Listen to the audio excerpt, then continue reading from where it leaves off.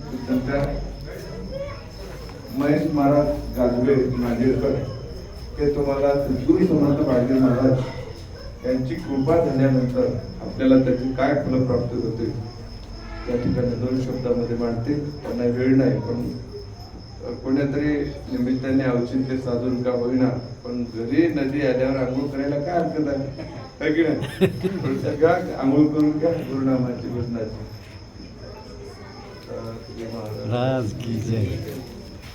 सद्गुरु महाराज ब्रह्मानंदं परमसुखदं केवलं ज्ञानमूर्तिं द्वन्द्वातीतं गगनसदृशं तत्त्वमस्यादिलक्ष्यम् एकं नित्यमिममचलं सर्वादि साक्षिभूतं भवातीतं त्रिगुणरहितं सद्गुरु तं नमामि. ध्यानमूलं गुरुमूर्ति पूजामूलं गुरुपदं मंत्रमूलं गुरुवाक्य मोक्षमूलं गुरु कृपा.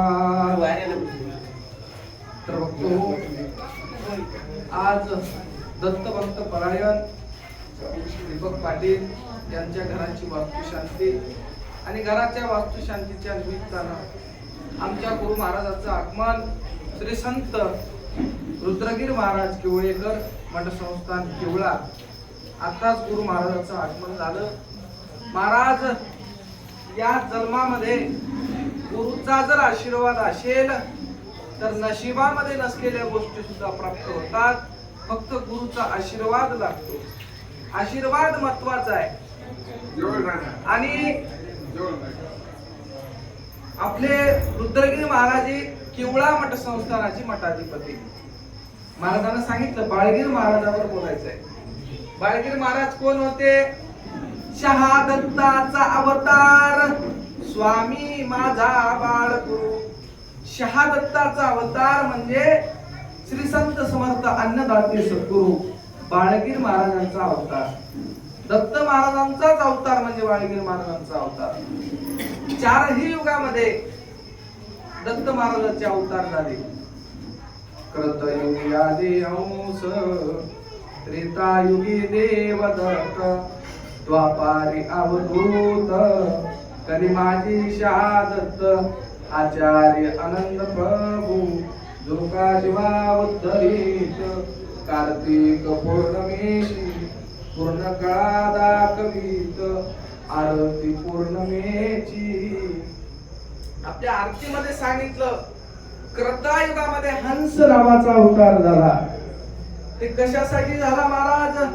ब्रह्मदेवाचे 4 मानस पुत्र सनक, सनंदन, सनातन आणि सनत कुमार या 4ही ब्रह्मदेवाच्या मानस पुत्रांना परवस्तू पाहिजे होती, परात्पर परब्रह्म पाहिजे होता.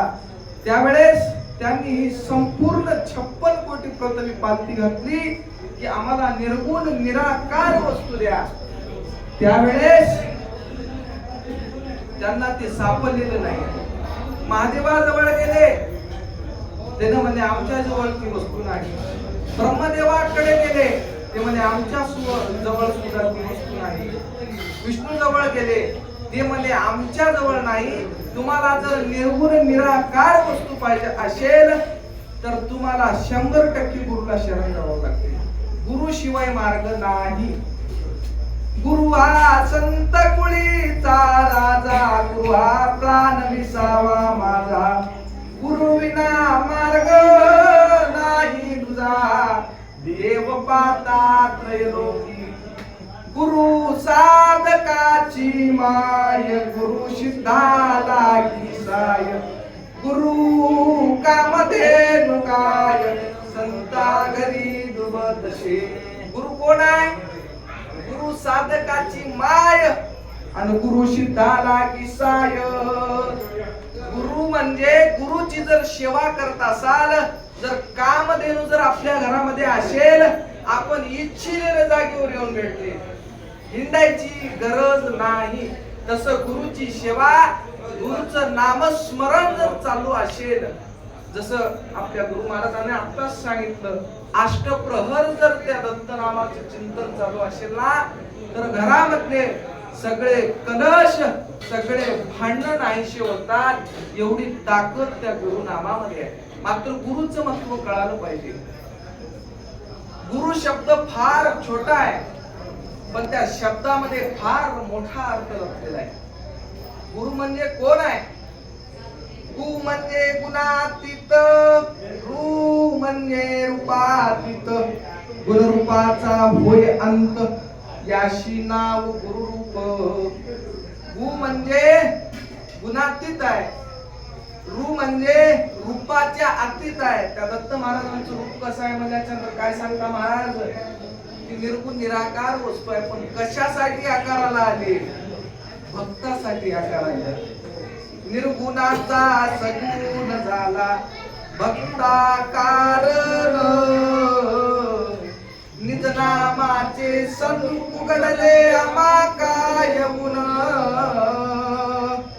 पावला प्रसाद आता भाग्य उदयाले, सद्गुरु स्वामीने माया विरहित केले. महाराज कशासाठी आले? भक्तासाठी आले. पण एका युगामध्ये आले नाही, चारही युगामध्ये आले. हंसाच्या वेशामध्ये कर्ता युगामध्ये आले, त्रेता युगामध्ये अत्री अंशय माता यांच्यासाठी आले. आपल्या बालक्रीडेमध्ये उभी आहे, 60 वर्ष अनुष्ठान करीते झाले दोघे जण, आकाशवाणी आनंद लक्ष पदाहून आली आज्ञा विनाशी. अत्री अंशा माते दोघांनी नवरा बायकोनी भक्ती केली, एकाची भक्ती नव्हती. आपल्या इकडे कसं आहे, नवरा भक्ती करतो म्हणलं तर बायको भक्ती करत नाही. जर बायको करतो म्हणली तर नवरा उठून जाते. का? गुरुनाम करण्यासाठी भाग्य पाहिजे. अनंत जन्माचे पुण्य एक वटे, जेव्हा समर्थ सद्गुरु भेटे, किंवा अनंत जन्माचा आनंद नामाचा व्हावया अधिकारी, आणि त्याशी भाग्य पाहिजे थोडी. आनंद नामाचं जर आपल्याला नामचिंतन असं घडावं जर असं वाटत असेल तर अनंत जन्माचं पुण्य पाहिजे. आता झाला महाराज करता त्रेता, आता आला द्वापार युगामध्ये अवधूत नावाचा अवतार. ते कशासाठी झाला महाराज?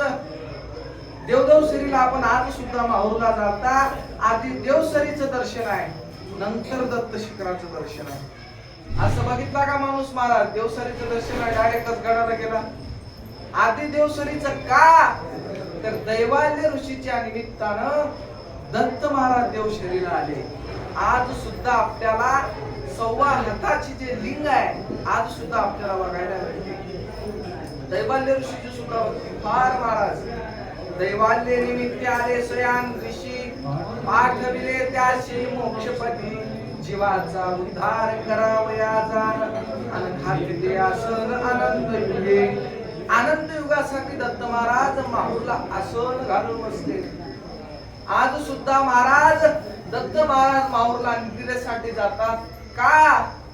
तर एका भक्ताचं वचन आहे. महाराजांना फक्त भक्त पाहिजे, बाकी काही पण नको. फक्त भक्ती करणारा, अंतःकरणामधून नामचिंतन घेणारा जर असेल ना, हाक मारल्याबरोबर दत्त महाराज येतात.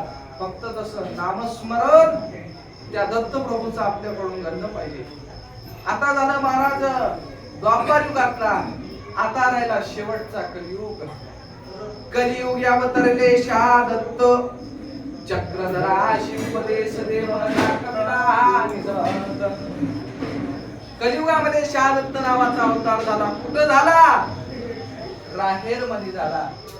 संभाजी पाटील आणि केरुमाय यांच्या पोटाला शहादत्त नावाचा अवतार झाला. ते म्हणजे श्री संत समर्थ सद्गुरु अन्नदाते बाळगीर महाराज. बाळगीर महाराज काही साधे नव्हते. जन्माच्या पूर्वीच त्यांना दाखवून दिले की आम्ही अवतारी आहोत. अवतारी पुरुषाचं बोलणं आणि अवतारी पुरुषाचं वागणं आणि अवतार येते वेळेस जे काही कार्य घडतंय ते फार वेगळं असतंय महाराज.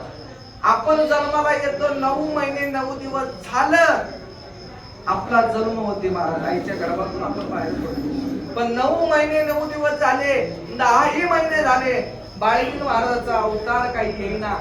त्यावेळेस चिंतेमध्ये असलेले संभाजी पाटील आणि केरुमाय, त्यावेळेस निजामच्या काळामध्ये सुद्धा किवळ्यावर रुद्रगीर महाराज होते. आणि आज सुद्धा माझं भाग्य आहे की मोठ्या याच्यानं वर्णन करतो. आज सुद्धा माझ्या गुरुचं नाव रुद्रगिरी महाराज आहे.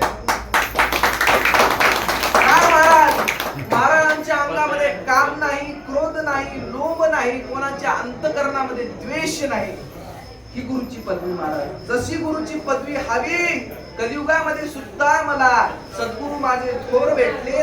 ते मी आज सुद्धा कीर्तनाच्या माध्यमातून असो, कशाच्याही माध्यमातून असो, मला कीर्तनाच्या तारखा सुद्धा माझ्या गुरुच्या वचनावर मला भेटतात. माझे गुरु फार थोर आहे आणि गुरुचं महत्व आपल्याला कळालं पाहिजे, सर्वांनाच कळालं पाहिजे गुरु म्हणजे कोण आहे. अवतार महाराज संभाजी पाटील आणि केळूमाईनं रुद्रगिरी महाराजांना बोलवलं आणि विचारायला लागले, महाराज हे गर्भ का जन्माला गेला? त्यावेळेस माय संभाजी पाटील आणि केळूमाई दोघांनाही एका साईडला घेऊन सांगतात, हा असे अवतारी पुरुष याशी लागतील 12 मास. काय सांगितलं महाराज? हे कोण आहे?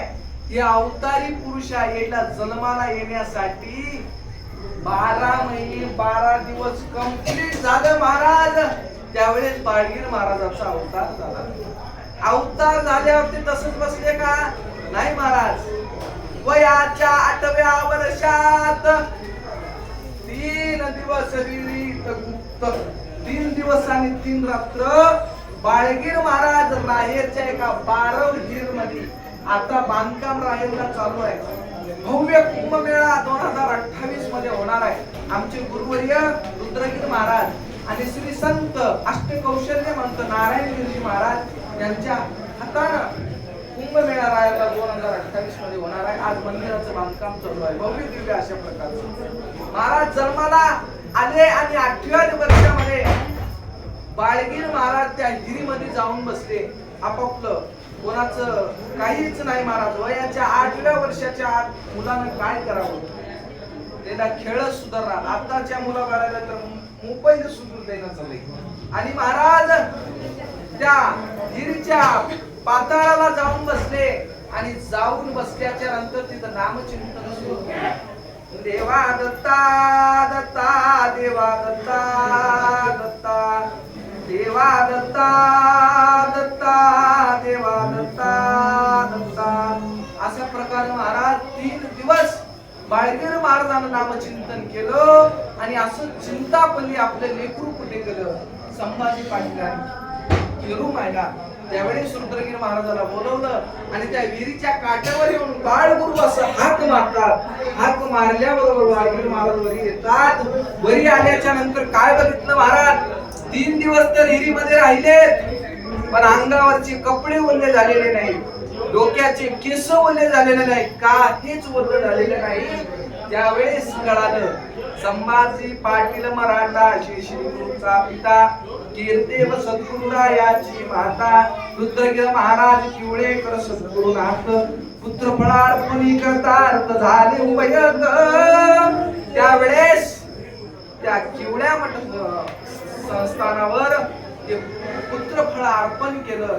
आणि नंतर महाराज बाळगीर महाराज आणि बापूजी पाटलाची जोडी झाले. आणि किवळ्याला सुद्धा संतावर 100% महाराज आळ येतात.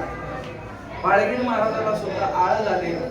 आपल्याला माहिती आहे, आपल्या देखत झालेली गोष्ट आहे. म्हणून संत नवे जगापुरते, संत फक्त जगापुरतं नसतात महाराज, आपल्या पुरतं नसतात, या जगापुरतं नसतात. का तर ते संत या जगाच्या हितासाठी जन्माला येतात. माऊली ज्ञानोबा झाले, त्यांच्या स्वतःच हित झालं का महाराज?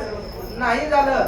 जगाच्या हितासाठी, या प्रपन्न या माणसाच्या हितासाठी त्याने झटले. ज्ञानोबा राया सुद्धा माऊली झाले, तुकोबा झाले, त्याला त्रास झाला, पण या जगाचं हित त्यांनी केलं. आणि तसंच महाराज बाळगीर महाराजांना आपल्याला जाता जाता एकच सांगितलं, अन्नदान करा, नामस्मरण करा. दत्त महाराज तुमच्या घरी येतात, साधन करी याची 2, दत्त स्मरण अन्नदान, देव दत्त येथे करा, काय त्या मंदिरा. अशा प्रकारे महाराज बाळगीर महाराजांना जे परनामाचा ध्वज होता, जे ध्वज गेला होता, ते ध्वज पुन्हा लावण्याचं काम केलं. आणि तेच काम आता आमचे रुद्रगिरी महाराज असतील, आमचे श्री संत नारायणगिरीजी महाराज असतील, सर्वांकडून घडत आहे आणि असाच गुरुचा आशीर्वाद माझ्या पाठीशी तुमच्या पाठीशी राहो. आणि आज महाराज आपले दत्तभक्त परायण दीपक पाटील यांच्या घराची वास्तुशांती. महाराज एवढं घर का उभा टाकलं? त्यांच्या स्वभावामध्ये फार निर्मळता आहे. स्वभाव फार निर्मळ आहे. कोणी बी येऊ द्या, देवदत्त हो बापू म्हणल्याशिवाय शब्द बोलत नाहीत. हे ताकद, हे घर जे उभा टाकले ते नामाच्या बळावर उभा टाकले.